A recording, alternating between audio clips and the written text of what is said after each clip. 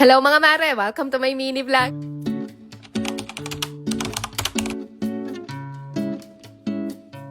Magandang araw mga mare! Wala muna tayong bahay serye for today's video at magpapabeauty muna ang kumaring Rodaline yun. Yung asawa ko muna yung toka dito sa mga labado ko ngayon at eto nga, nagpaalam na rin muna ako dito sa batang maliit at eto rin nga yung first time na aalis ako ng bahay na hindi ko siya kasama. Sobrang excited talaga ako niyan mga mare dahil after mahigit 3 years nga makakapagpaayos na ulit ako ng buhok. Makakasama ko pala ngayon si Mami Yola Amazing, yung cute na cute niyang baby girl tsaka yung very supportive niyang hubby at sa kanila na lang din ako nakisabay. At dito nga ang destination namin ngayon mga mare sa Bloom and Glow Beauty Lounge at located to sa second floor Omni Arcade, Don Jesus Boulevard dito sa Alabang Hills. Pagpasok namin dito, very accommodating lahat ng staff. Tapos ayan, at napaka-cozy din nga nitong salon nila. Maganda mga inday! Take off na mga inday sa bahay. Wala mo nang laba-laba, wala mo nang hugas-hugas ng plato.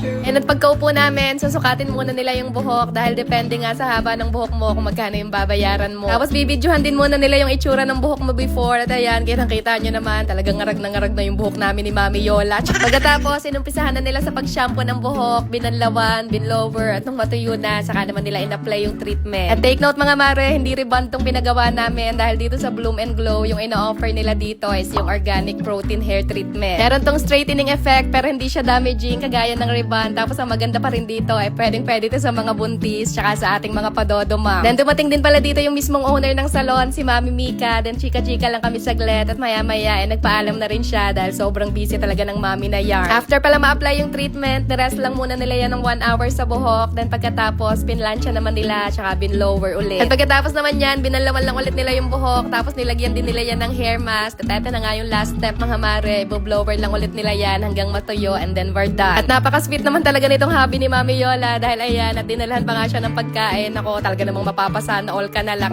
Sana all mahaba ang hair. Ang haba ni my mom, literal. Pinatrim ko na rin nga pala yung buhok ko dyan mga mare at eto na nga ang result. Grabe, hindi ko talaga nakilala kagad yung buhok ko dyan. Biruin nyo naman kasi from this na sobrang pagod na to this na sobrang straight, shiny, bouncy, at napaka-healthy. O pak, sino ka naman dyan?